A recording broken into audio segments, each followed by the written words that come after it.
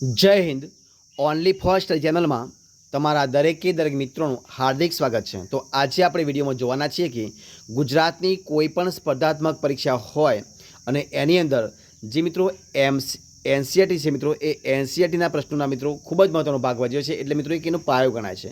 તો આપણે એક નવી સિરીઝ ચાલુ કરી છે કે જેમાં ધોરણ 6થી માંડી અને ધોરણ 10 સુધી મિત્રો જે એનસીઆરટીના જે પ્રશ્નો છે એ આપણે એના વિડીયો બનાવવાની શરૂઆત કરી છે. તો આજે આપણે વિડીયોમાં જોવાના છીએ કે ધોરણ 6 છે, સામાજિક વિજ્ઞાન છે, મોસ્ટ આઈએમપી એમસીક્યુના પ્રશ્નો છે અને એ પણ એનસીઆરટી સિલેબસ મુજબ એમસીક્યુ છે.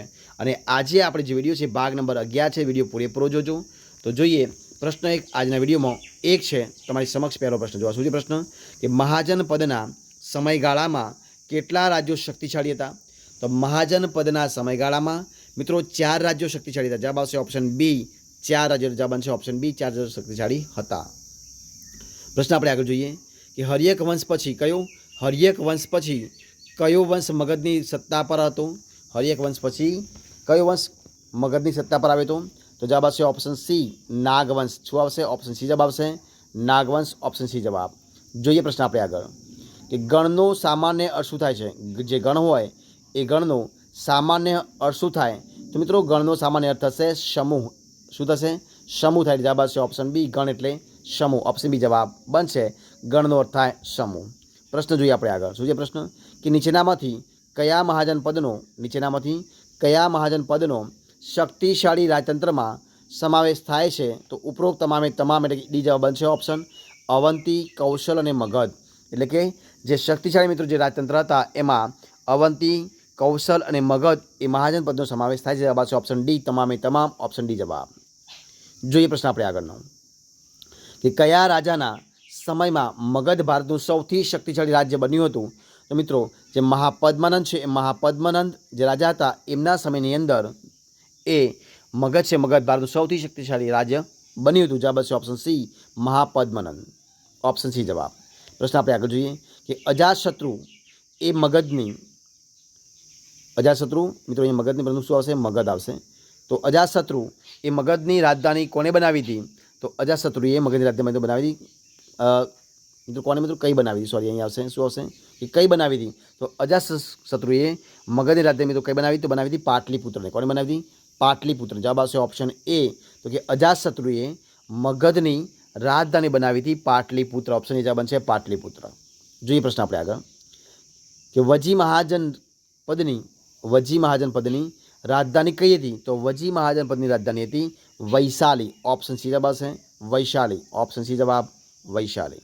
પ્રશ્ન જોઈએ આપણે આગળ કે એવા રાજ્યો કે જેમાં રાજાને જનતા દ્વારા પસંદ કરવામાં આવે તો મિત્રો રાજ્યો કયા હતા? એને શું કહેવાય? એને કહેવાય ગણરાજ્યો. ઓપ્શન સી જવાબ આવશે ગણરાજ્યો. જોઈએ પ્રશ્ન આપણે આગળ કે રાજ્યના અર્થમાં કયો શબ્દ વપરાતો હતો?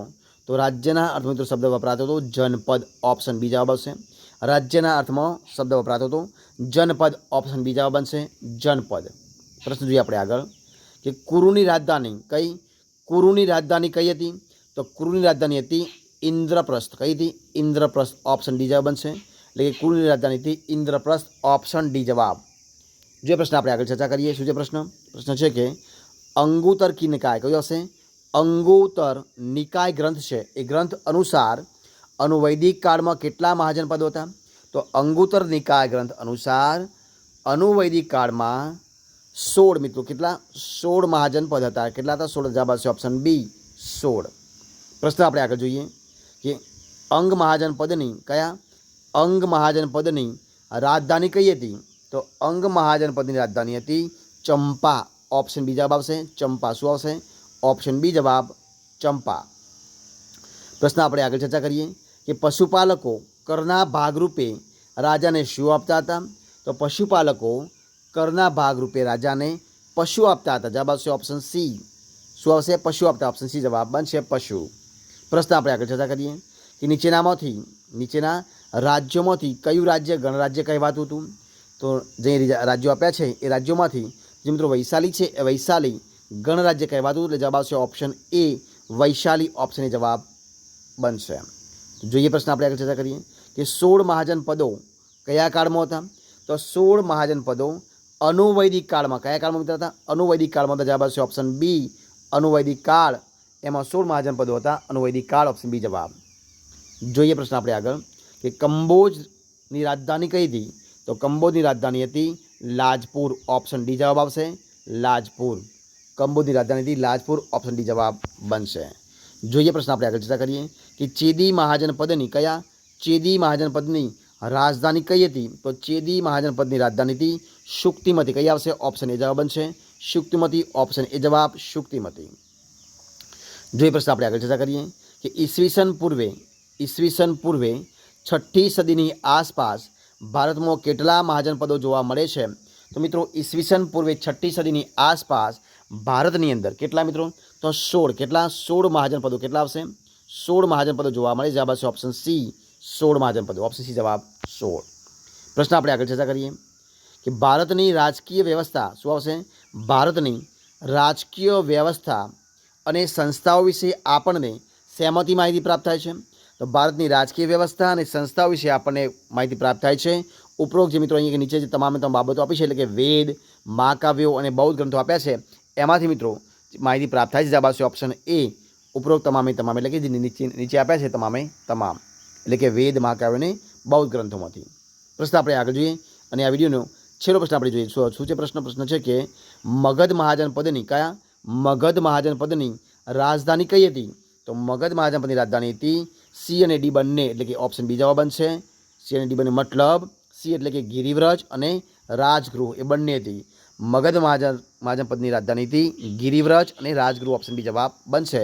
તો મિત્રો અહીંયા જે આપણે 20 પ્રશ્નો મિત્રોને જે સિરીઝ બનાવી છે વિડીયો મૂકવાની એ મિત્રો વિડીયો આપણે અહીંયા સંપૂર્ણપણે પૂરો કરીએ છીએ. જો તમને મારો વિડીયો ગમ્યો હોય, પસંદ આવ્યો હોય, યુઝફુલ લાગ્યો હોય તો એને લાઇક કરો, કોમેન્ટ કરો, તમારા મિત્રોને વિડીયો શેર કરો અને છેલ્લે ચેનલમાં નવા હોય, ચેનલ સબસ્ક્રાઈબ ન કરી હોય તો ઓનલી ફોર સ્ટડી ચેનલને સબસ્ક્રાઈબ કરવા માટે વિનંતી છે. મારા વિડીયોને પહેલાંથી છેલ્લા સુધી જોવા માટે તમારા દરેક મિત્રોનો હું દિલથી ખૂબ ખૂબ આભાર માનું છું. ફરી મળીશું એક નવા વિડીયો સાથે, નવા ટોપિક સાથે. ત્યાં સુધી બની રહો. જય હિન્દ, જય ભારત, જય જય ગરવી ગુજરાત. Best of luck.